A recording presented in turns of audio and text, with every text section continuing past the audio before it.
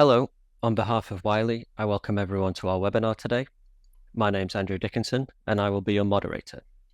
Before we begin, I have a few housekeeping items that I would like to address.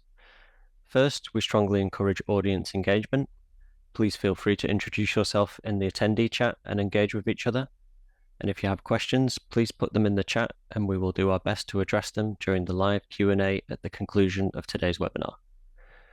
Lastly, if you're having issues with seeing the broadcast, please try to refresh your web page or clear your cookies, and we recommend using Google Chrome as your browser for the broadcast.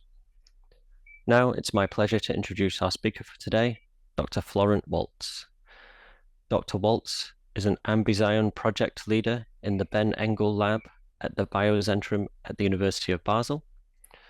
Dr. Waltz researches mitochondria throughout the branches of life to advance our understanding of the complex molecular mechanisms underlying energy production and gene expression across diverse photosynthetic organisms. Please welcome Dr. Waltz for his presentation titled High-Resolution Investigation of Mitochondrial Molecular Architecture Using Cryo-Electron Tomography. Thank you. Hi, I'm Martin, and I'm application scientist with Thermo Fisher.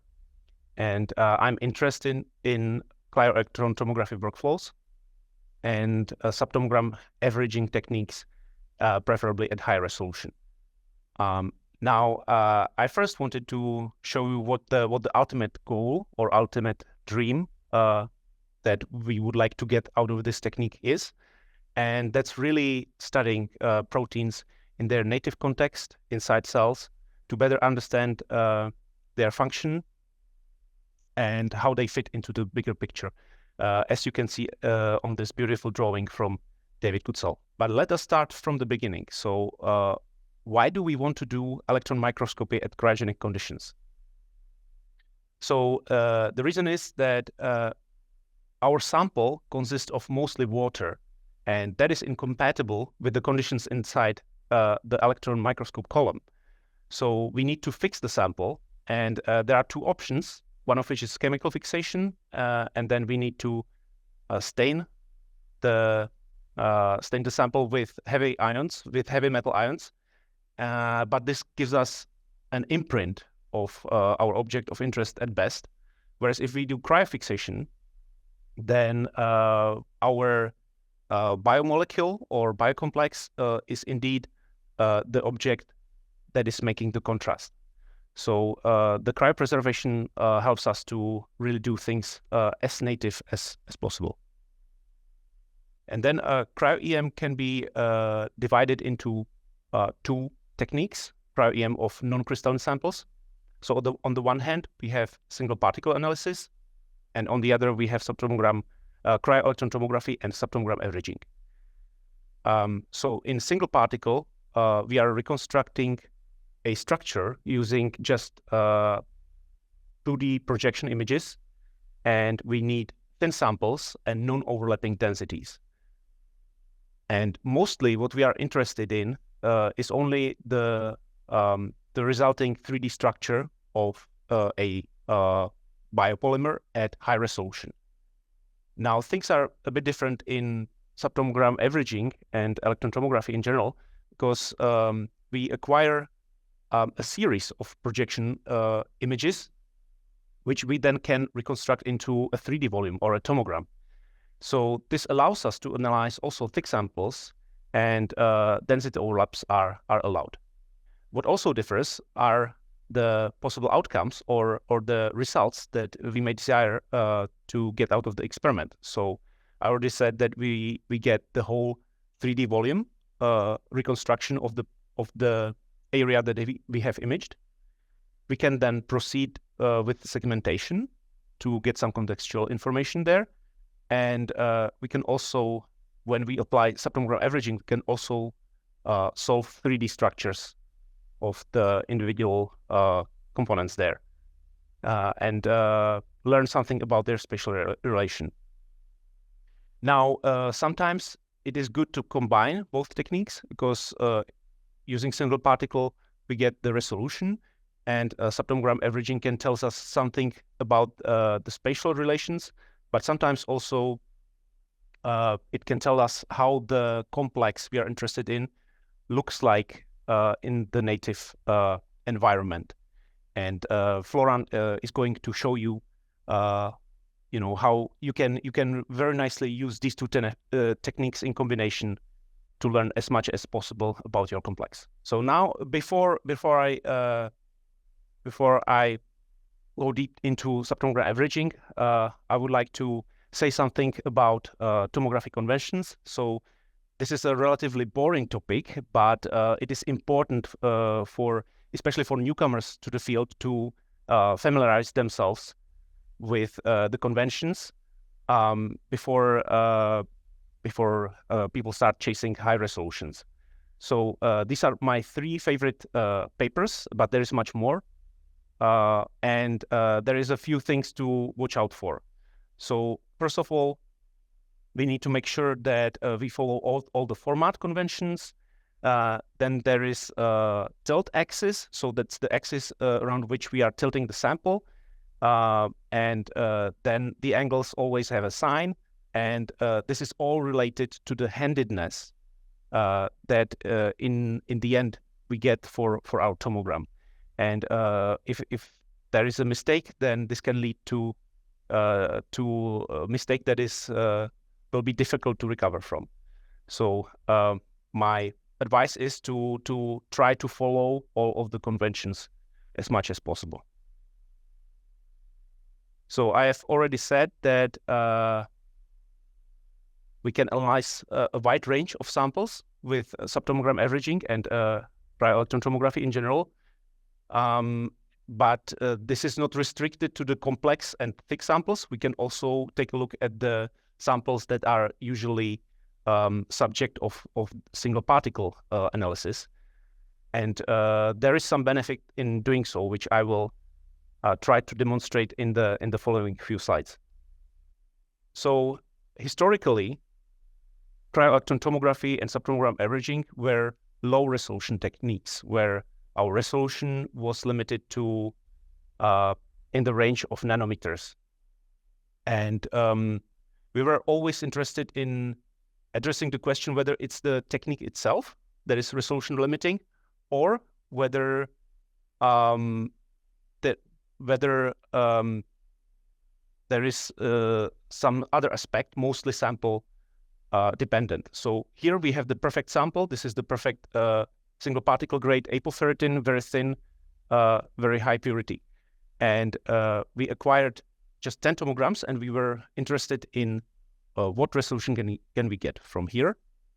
And from just 10 tomograms, we could already get sub 2 angstrom reconstruction of apoferritin. So that was encouraging. And then we increased the dataset size to 100 tomograms.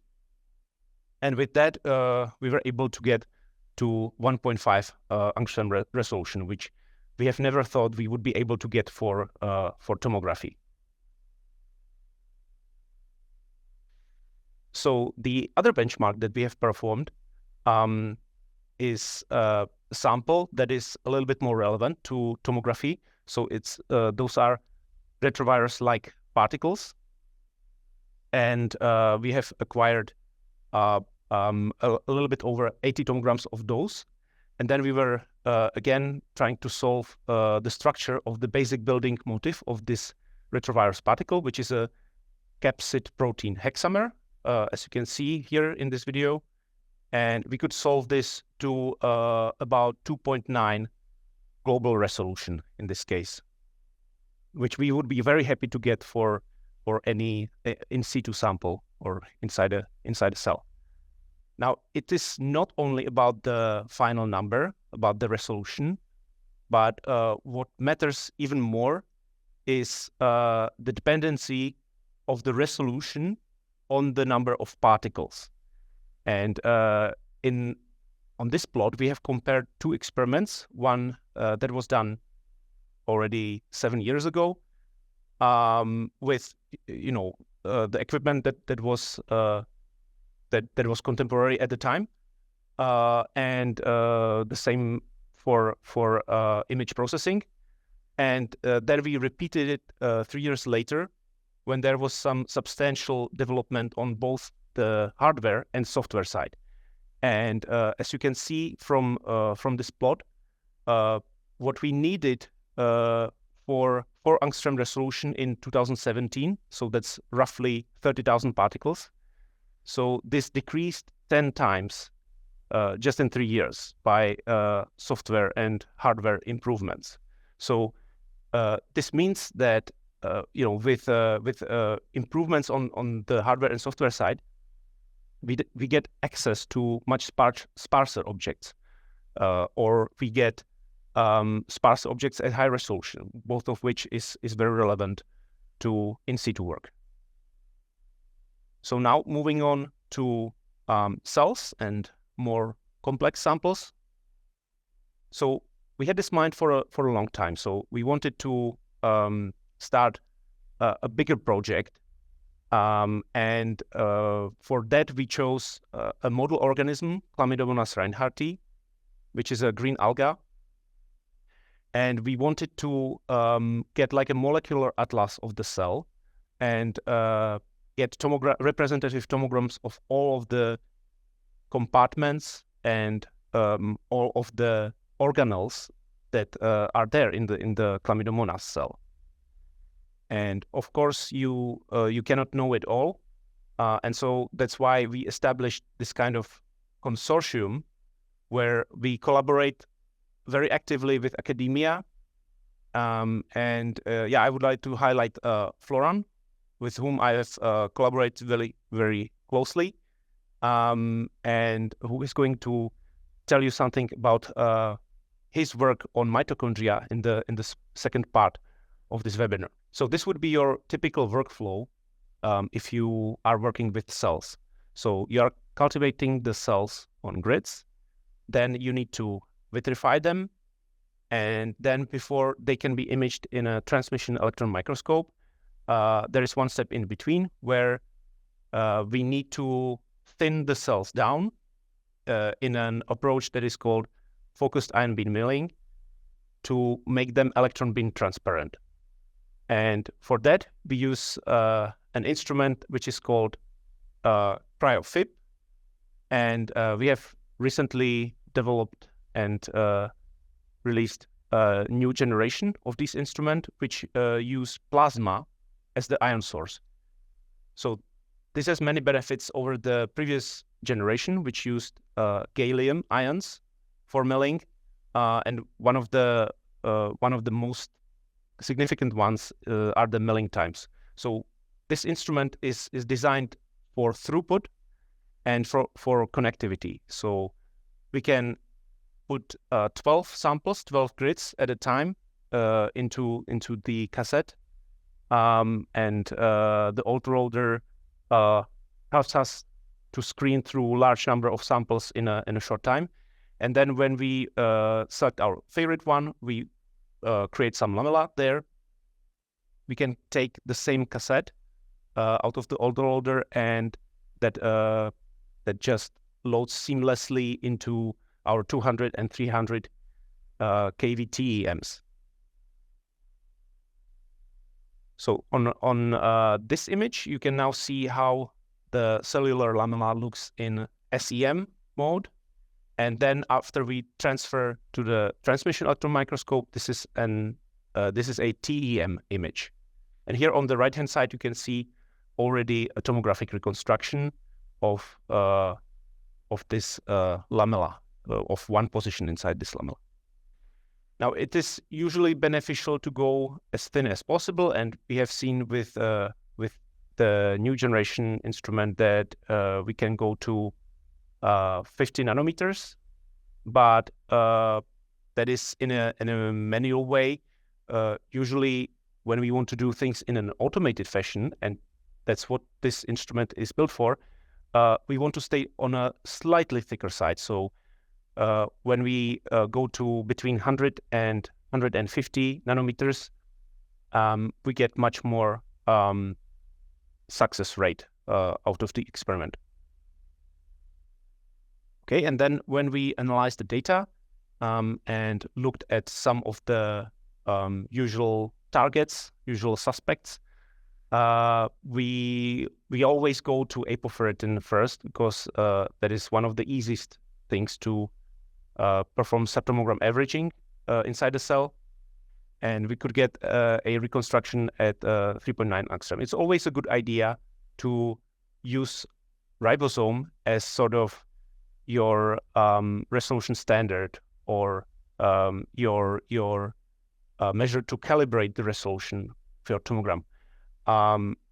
Because if your ribosome is not going to the resolution that you desired, then there's not much hope for your target either. So microtubules, usually you can get them in a very high copy number. Unfortunately, in Chlamydomonas cell, there happen to be just a few of them that run at the periphery of a cell, and so we had only like 20 tomograms out of a very, very large data set, but yet we were able to get a 5 angstrom reconstruction. And here is a very nice scenario where this mitochondrion is being transported along those microtubules. Now, this is a tomogram of a nucleus, and we were interested whether we could get also a complex that is very small in size. And our collaborator, Alicia, she has solved the structure of a nucleosome at sub-nanometer resolution, which was indeed very good for such a small object. So this data has been released to the public, to the community, and everyone who is interested in addressing their specific biological question that can be found inside the Chlamydomonas cell, or method developers, or people who just want to try the in situ data and test their workflows, they are all very welcome to download the data and have a lot of fun with it. Now, just to sum my part of the webinar, so I've shown you that cryo-electron tomography is a very powerful technique that can address ultrastructures of diverse samples, and when combined with subtomogram averaging, we can sort the 3D structures of various biological complexes, and when combined with the cryo-FIB technique, we can now finally start thinking about in situ structural biology and visual proteomics. And we have recently performed a sort of pilot project with a lot of collaboration aspect, and the data is released to community. So I would like to acknowledge my team members, and with this, I'm going to hand over to Florian, who is going to take you to the structural biology of mitochondrion, of course, at high resolution. Many thanks. Good morning or good afternoon. I am Florent Valls. I'm a postdoc / ambitioné project leader in the team of Ben Engel in the Biochemistry in Switzerland. And today I'm going to present you how we investigate the molecular architecture of mitochondria at high resolution using cryo-electron tomography. So I'm sure you're all very familiar with electron microscopy. It has been used since the 50s to investigate the structure of biological samples. Like, for example, here I have a nice micrograph of chloroplast, or a nice micrograph of mitochondria. But the problem with those images is that to obtain them, you have to rely on chemical fixation. And you have to cut your samples, which deteriorates your sample, and also you have to stain it. So altogether, even if you have you obtain some nice picture, you're deteriorating your sample, and it's not in native states anymore. Today we can use cryo-electron tomography to actually image same things in their complete native state. The only step of fixation that you have is actually freezing the cells onto a grid, and then you're going to mill your sample using a focused ion beam milling to access the interior of cells. And this is what we are doing here. So once you have your cells frozen on a grid, you can access the interior of cells by removing part of the sample using focused ion beam milling, and you're left with what we call a lamella that can then be imaged inside an electron microscope. What you're going to do is take pictures of the same lamella at different angles, which we call tilt series, and you're going to combine them to then reconstruct the 3D volume that we call a tomogram. With that tomogram, you can do then further analysis like membrane segmentation to analyze the shape of membranes, the volume, surface, and so on. And what you can do is solve the structure of your complexes of interest using subtomogram averaging, which is very similar to what you would do in single particle cryo-EM. What I do like to do is combine tomography, which gives you information about your sample in their native context, with single particle cryo-EM, which gives you very high resolution information.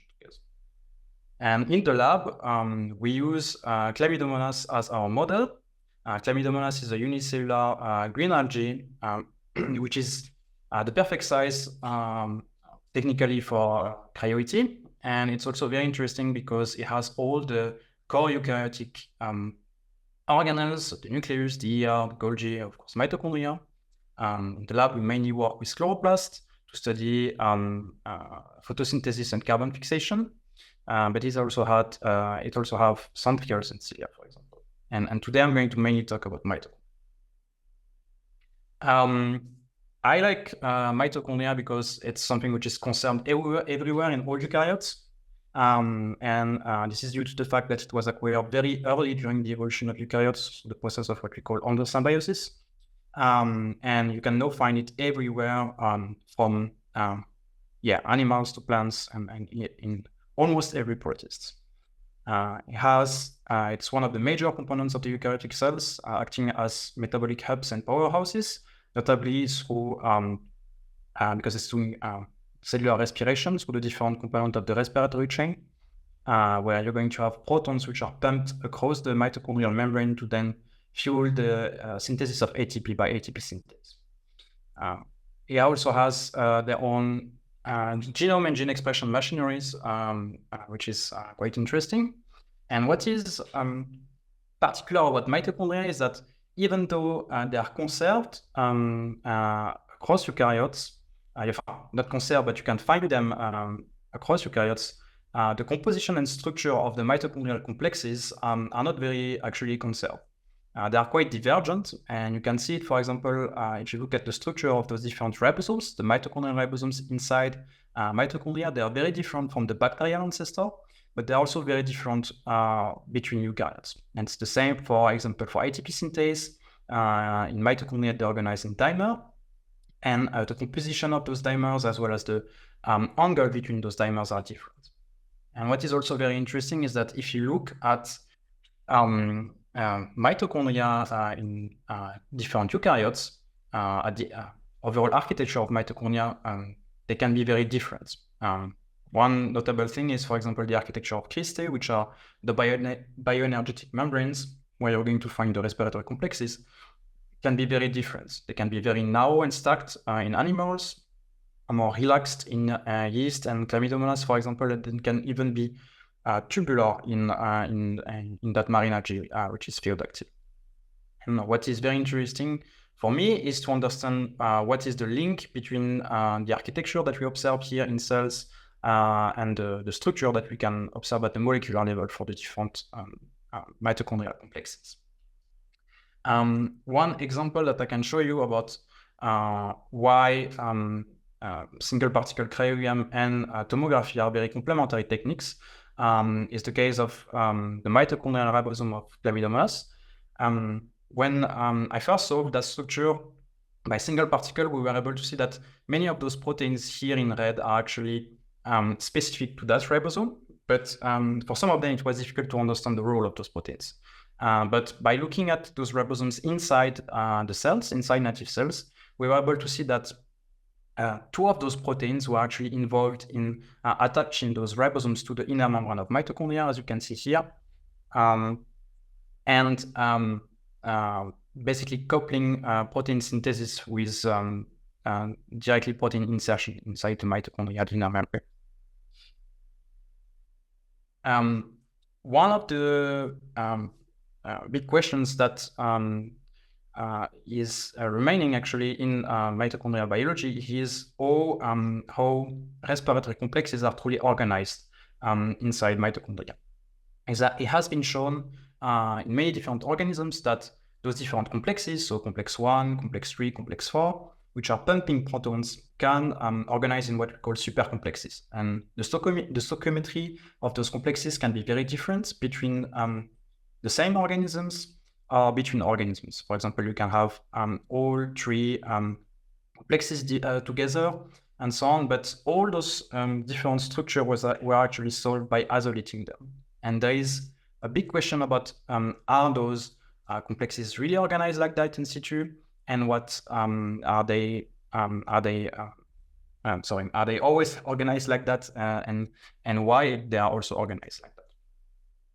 So to actually investigate the architecture of mitochondria in its globality and to answer those questions, we actually teamed up with Thermo Fisher. So Martin gave already a nice introduction about that project. And I'm now going to focus on the mitochondrial part. So as Martin explained you, we actually collected many tomograms of Chlamydomonas, allowing to solve the structure of many different complexes of interest at high resolution. And what I'm going to talk about now is what we can see inside mitochondria. So this is a tomogram of I would say a tomogram of mitochondria that you can see here. And already by eye, you can see many different things. You can actually see things in the membranes, things in the matrix. Of course, you can see things outside. Those are cytosolic ribosomes. You can see microtubules here. And the idea was to combine this dataset with I would say the latest processing pipeline to build a highly accurate 3D picture of mitochondria. And as I said, many complexes can already be seen by eye. You can see HSP60, mitochondrial ribosomes, of course, respiratory complexes, complex 1, ATP synthase, but also unknown complexes, which is very interesting because this is something that really amazed me the first time that we started looking at those data sets, is that you can see a lot of unknown complexes, many things that you have actually no idea what they are and what they do. And this is, for example, the case of what we call those volcanoes that you can sometimes see here in between the inner and outer membrane of mitochondria. So since we were able to see all those things, we decided to actually solve the structure of most of them and see how they organize directly inside those inside the mitochondria. And this is what we can do here. We can segment the membrane, solve the structure of many of those different components, and then paste them back inside the mitochondria, inside the volume, to build what we would call a molecular atlas of mitochondria. We can then analyze complexes by complexes, how they organize, and look in detail at their structure. So first thing, for example, is that I'm going to show again the mitochondrial ribosomes. We're able to solve it to higher resolution than what we had before. So much nicer details. You can even see clearly here the insertase poking out of the inner membrane. But what was really interesting is to see those organization that we did not observe before of those different mitochondrial ribosomes organized in circular polysomes. And it's something very common that we observed. And this was something that was only possible because we had so many tomograms of mitochondria. When in the first study, we were kind of limited by the number of tomograms that we had. We also solved, as I said, the structure of HSP60, which is not particularly interesting, but we had that complex, which I call the volcano, which first was of unknown identity. I think I'm still not fully sure of what they are. They are localized in between the inner and outer mitochondria, always in the same orientation. What we think they are, but we are not sure because we don't have a resolution high enough to actually be sure of their identity, is that they are probably prohibitin, which are complexes which are conserved everywhere in eukaryotes. And there was a study recently published in Human showing that they look very much like what I'm showing here. So probably they are prohibiting, but we are not fully sure of that. Of course, the main thing that mitochondria is doing is producing ATP. So mitochondria are full of ATP synthase, and this is something that was mostly done by Martin. Is that we were able to see to solve the structure of ATP synthase in situ at high resolution here at about 5 angstrom, but also solve the structure of different states. So this is basically ATP synthase going through its catalytic cycle. But the most interesting part for me was more about how they organized in situ. As I told you, they organize in dimer, but what we see is that they organize in rows of dimer, and that those different rows are actually stacked together, and they are stacked at the tip of the cristae, and this is the stacking of those rows, which actually induce the folding of the membrane, the folding of the cristae. And now to finish, I would like to talk about respiratory complexes. So to actually look for complexes inside tomogram, what we do is called template matching. And the way it works is that basically we take an initial template, which is going to be here the structure of the thing that you want to look for, and you're going to scan the 3D volume. You're going to scan your tomogram with that template to look for it. And once you have positions, you extract those positions, which are then treated as particles, and you can then do classification of those particles. And when we actually did template matching with an initial template as complex 1 or as complex 3, and when we then sorted all those particles, we ended up with the same class at the end. And this was the only class, actually, the only true class that we obtained. All the other ones were empty classes or trash classes, which is, so yeah, here, as I said, using complex 1 and complex 3 as initial references, we only detect those larger complexes, which are super complexes, which are organized as such, with 2 complex 1, 2 complex 3, and 6 complex 4. And since we had such a large data set, we were able to actually push the resolution. So this is from about 14,000 particles. We were able to push the resolution to between 4 and 6 angstrom. And at that resolution, you can actually resolve all the different components which are inside of the super complexes. So as I said, it's a pseudodimer composed of complex 1, complex 3, and 3 complex 4. And we had resolution high enough to actually resolve, for example, in complex 1 side chains, or in complex 3 and complex 4 heme groups.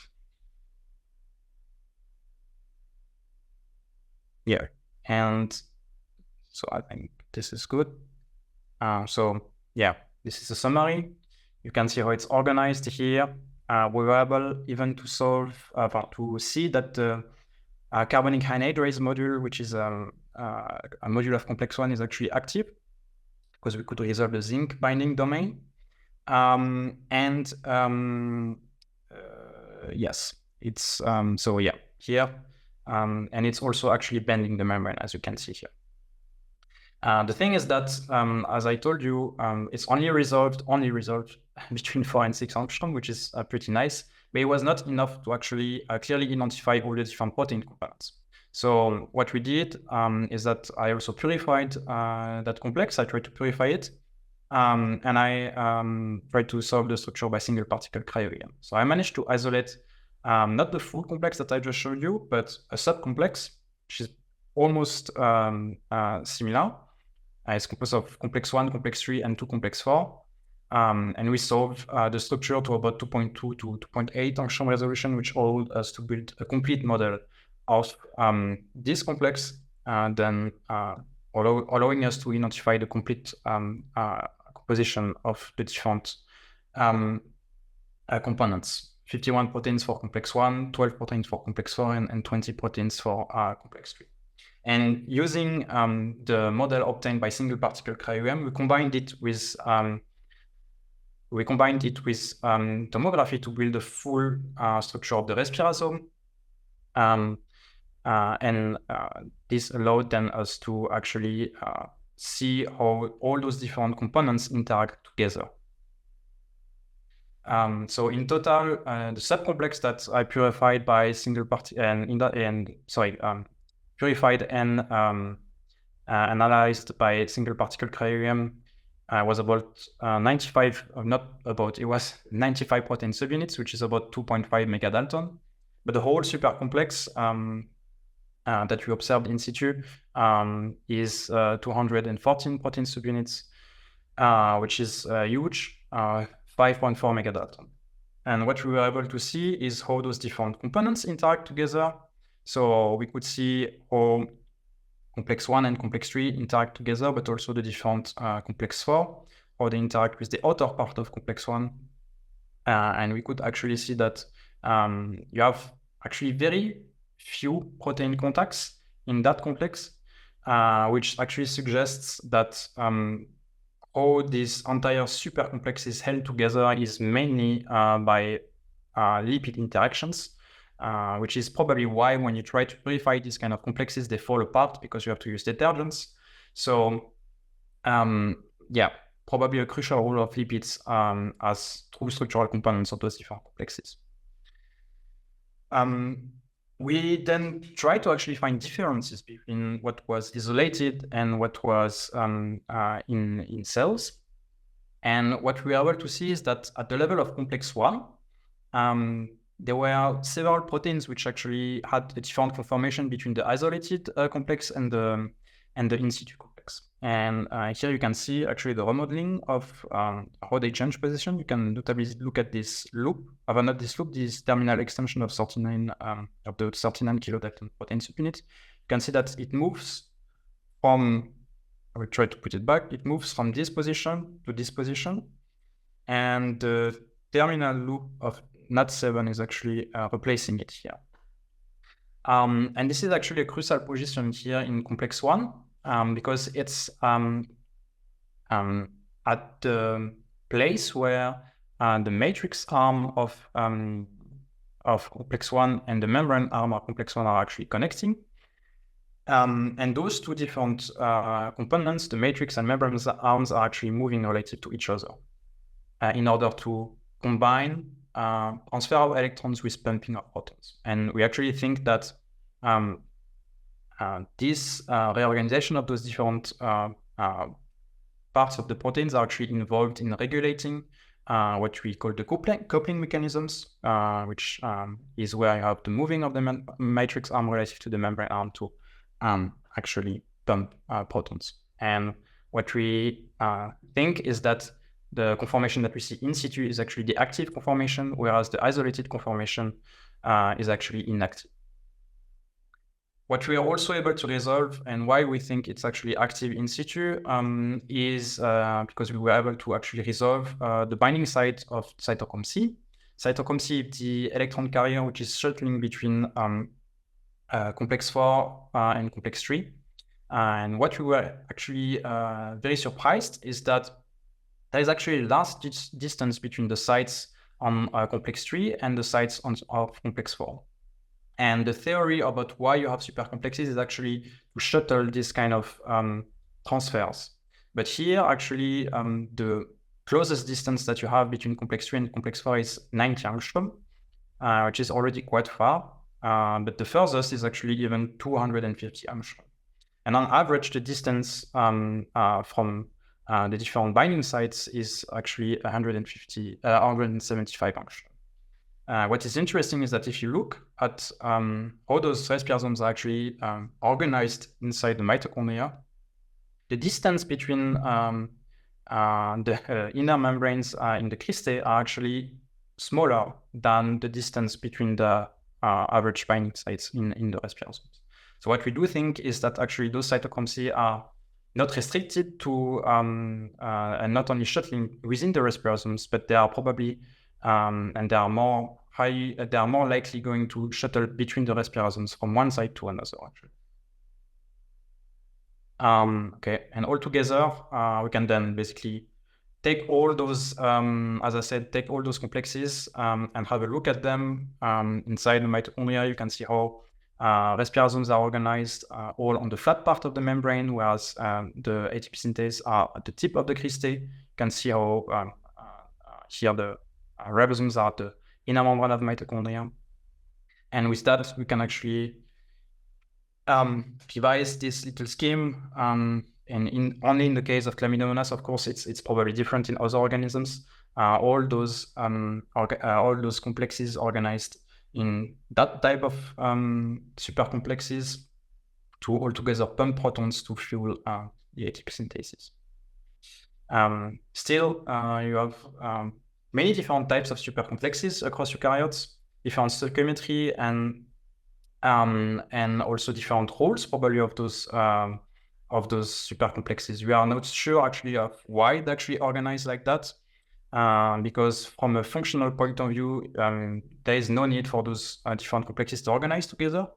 One of the arguments now is notably in the case of tetramena, that the organization of those super complexes might actually have a crucial role in the shaping of the membranes altogether with ATP synthesis. But this needs to be further investigated in situ, because up to date, the only native analysis of those super complexes has been done of what I showed you in Chlamydomonas. And with that, I would like to thank you for your attention, and I'm open for questions.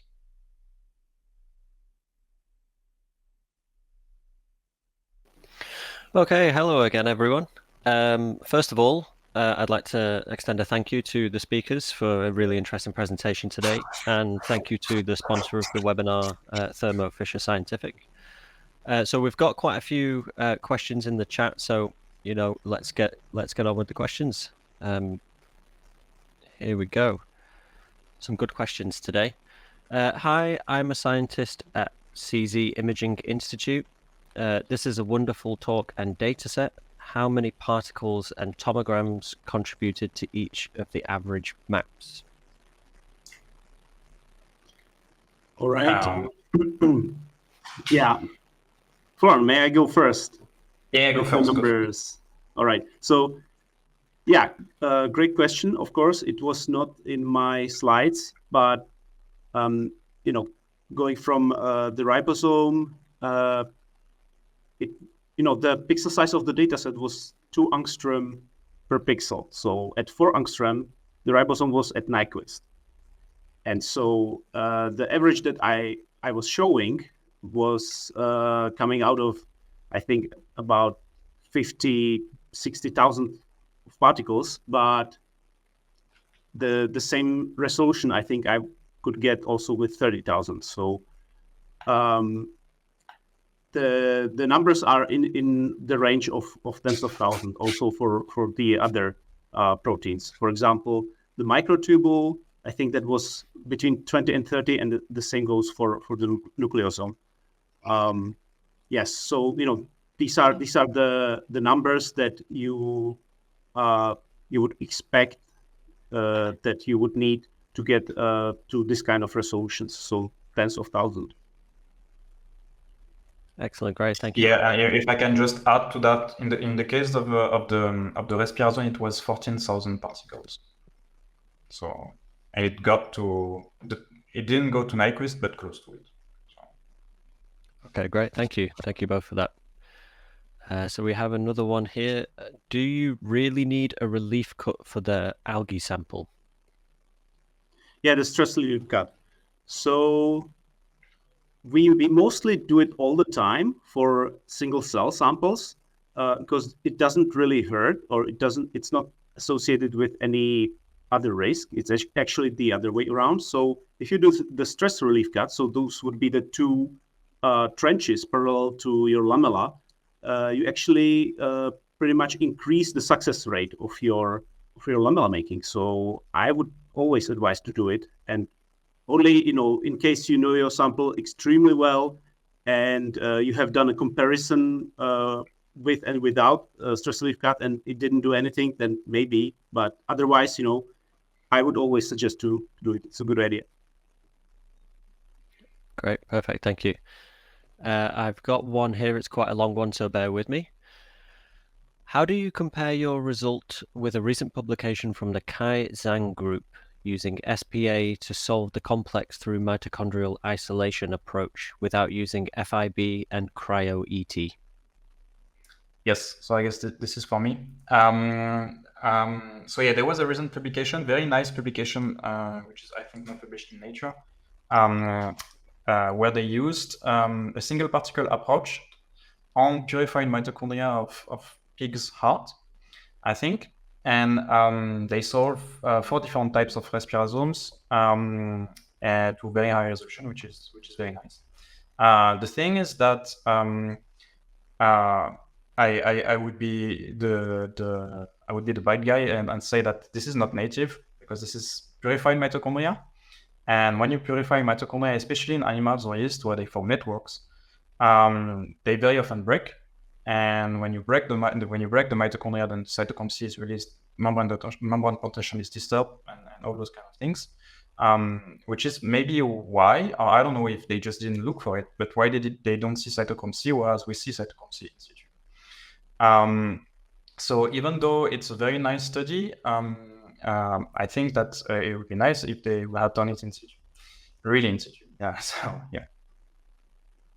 Perfect. Great. Thank you for that. Lots of compliments in these questions, which is always really nice to see. Beautiful talk. Could you please elaborate a bit more on your strategy for 3D classification after template matching? What software parameters and workflows have you found work the best? You want to go for it, Martin?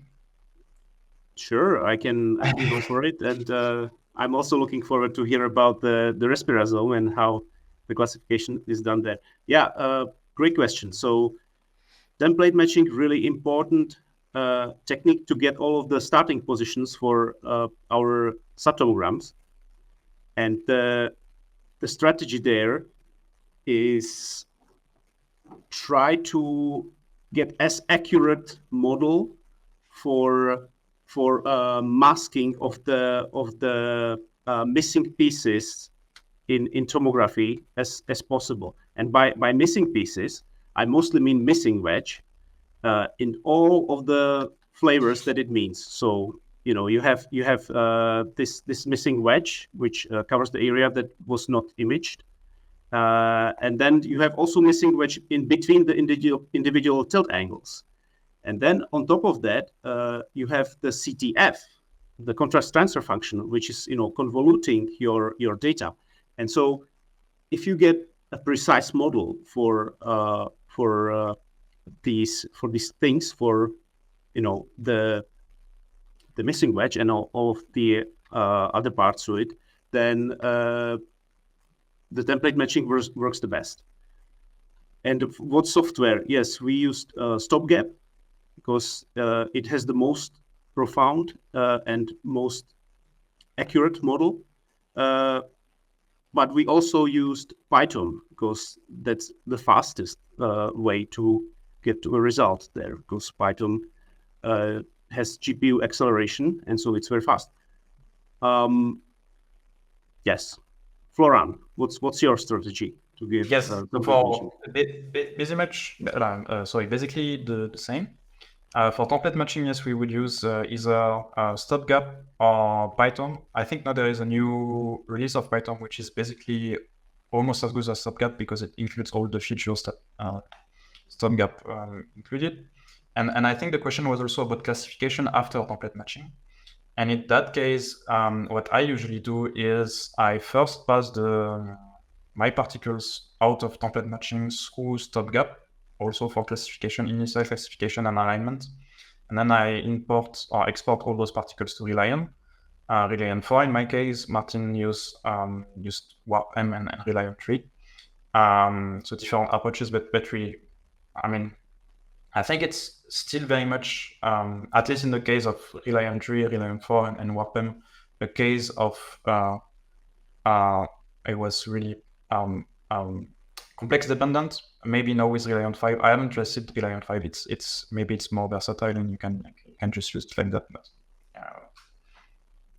Perfect. Thank you both very much. Here we go. We've got another great question.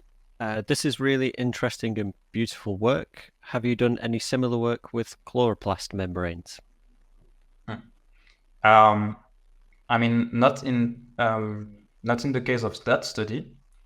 But like, I think it's a paper from 2020 where we did that on all data was collected with K2 and so on, where my colleague Wojciech Witrynski mapped the architecture of photosynthetic complexes and photosynthetic membranes in Chlamydomonas, but not in the case of that data set. But, yeah. Perfect. Here we go. Sorry, questions coming in really great now. Is the mitochondria easier to visualize with the technique compared to other parts of the cell? I don't think it's particularly easier than any other part of the cell. I would say maybe in the case of in that particular case, mitochondria is maybe more easy to visualize than chloroplast for some problem with the very stacked membranes that you have inside the chloroplast that you don't have in mitochondria. But the thing is that in the data set, we technically have way more chloroplast because half the cell is chloroplast, so we have less mitochondria. So it's a balance. It might be easier to visualize mitochondria, but you have less of them. So yeah, perhaps adding another angle to this question. Mitochondria are nice in a way because they don't react very strongly with the beam. So we have some parts of the cell, for example, lipid droplets, and those, when you expose them, they will start really degrading, moving, boiling, and that really degrades the tomogram quality. So in that sense, mitochondria are perfect. And another thing is that some of the mitochondria we have imaged, we can fit almost the whole mitochondria in our field of view, because our field of view is 0.8 micron by 0.8 micron. So it's a quite huge real estate. So in some cases we fit like a single mitochondria in our tomogram, whereas for chloroplast that's impossible, right? To fit the whole thing in your tomogram. Great, thank you. Here we go. Have you analyzed the cytoplasmic ribosome? Any difference with that of mitochondria? Floran, I think this one is for you. Mitochondrial ribosome. Yeah, I mean you can take this question through different angles. So the cytoplasmic ribosomes, this is what Martin did. It looks like a cytoplasmic ribosome. It has some specific features, but the thing with cytosolic ribosomes is that they're usually pretty conserved. So what I think, and you would confirm, Martin, what we see in Chlamydia is not so much different from any other cytosolic ribosomes. Right. In the case of mitochondrial ribosomes are much more diverse and divergent. And Chlamydomonas mitoribosome is very, very weak. So it's something that I published already two years ago, and we showed that ribosomal RNAs are fragmented inside the mitoribosomes of Chlamydomonas, so very different. You can check it out. It's published already. But yeah, so mitochondrial ribosomes are very different from cytosolic ribosomes. Perfect. Thank you very much. Here we are. Great talk. Did you include membrane in your templates? I can perhaps start with, so I did template matching on the ATP synthase, and the first round was without the membrane. So that was just the PDB model, essentially simulated into an EM density. And that worked okay-ish, but when I got the first round of results and got some initial average based on the first initial template matching, and then I used that average that already had the membrane because it comes from the data, and I used it as a template that worked much better. So yes, if include the membrane if possible, that can lead to a better result. Yeah, I would say the same. I mean, there's two things that I would say is good with or without membranes. When you pick without membrane, when you use a template which is without membrane, and then you find back the same template but with a membrane, it's a very good way of checking if the template matching worked, because your membrane protein is supposed to be with a membrane. So if you start with a template without a membrane and at the end you obtain particles with a membrane, then it tells you basically that it worked. So in my case, I did like Martin. First rounds I used 2 different templates, either complex 1 or complex 3, without a membrane, and at the end I got the membrane plus all the other complexes actually together, which told me that it worked. But it's then always better to use a template that comes from your data. It gives better results. Great, thank you. Very clear answer. So I've got a few more questions here. We only have a time for another 1 or 2. What is the most critical step for sub-tomogram averaging in situ? That's I don't know. Yeah, all of them are important. So all of them are important. All of them are critical, and so I'm going to say something that maybe it comes as a surprise, but I would say already the first step is extremely important. So motion correction. So the reason why I'm saying this is because many people kind of neglect the importance of this step.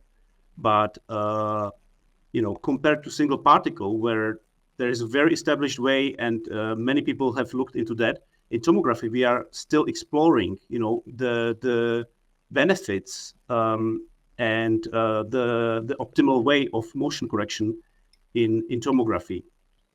And one of the reasons is that we have much more, since our field of view is large, we have much more dose per pixel. And so that allows us to do much finer dose fractionation. And of course, then you can correct the motion in a better way. Another reason is that, when you start tilting the stage, then you just get more drift. And so, correcting for the motion helps to preserve more resolution in your data. So that would be my take. Perfect. Thank you very much. We will probably only have time for 1 more question. So we'll say, did you see the mitochondrial granules that other people have seen in other organisms and designated as calcium phosphate or RNA? Yes, we don't see them in Chlamydomonas. I think it's something probably more specific to animals. So yeah, short answer, we don't see them. Okay, perfect. A good short answer gives us time for one final question. It's great that the raw data and the tomographs are publicly available. Will the tomogram annotations, that's membrane segmentations, particle positions / orientations, also be released along with the dataset? And the answer is yes, it's already released, and we have shared some fraction of particle annotations, but the idea is that the community should jump on it and work on it, and that it should be a collaborative work, because who says that we have the best way of saying this is particle A and B. So that's the idea, that people come with their own segmentations and tomogram annotations. Yeah. Great, thank you very much. Some really great questions and really great answers today. We'll wrap the webinar up there. Thank you all for attending, and thank you again to our speakers and sponsor Thermo Fisher Scientific. Have a wonderful week ahead. Take care.